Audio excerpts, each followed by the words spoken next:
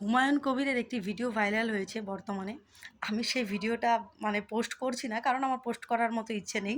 কারণ গালিগালাজ, অসভ্য মন্তব্য এ সমস্ত কিছু আমি আমার সোশ্যাল মিডিয়ার অ্যাকাউন্টে পোস্ট করি না। সেটা যেই করুক না কেন। তো বলছি, এরা হচ্ছে জনপ্রতিনিধি। যারা সামান্য ভিড়ের মাধ্যমে নিজের মস্তিষ্ককে ঠিক রাখতে পারে না, এরা হচ্ছে জনপ্রতিনিধি। যে এরকম জঘন্য রকমের গালি বলে থাকে। একজন এমএলএ ছিল, একটি পার্টির লিডার, এখন তার নিজস্ব পার্টি করেছে, কত লোকজনকে দাঁড় করিয়েছে। তার মুখের ভাষা, তার কথাবার্তা এইরকম।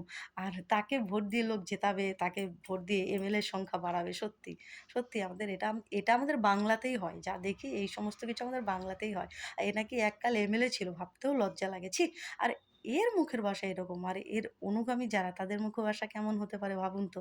তাদের মুখের ভাষা, যারা এই যে বিভিন্ন সোশ্যাল মিডিয়ার কনটেন্ট ক্রিয়েটরদের বা যারা এই আমার মতো ভিডিও তৈরি করে তাদেরকে এসে কমেন্ট করে, ঠিক সেই রকম হয়ে থাকে।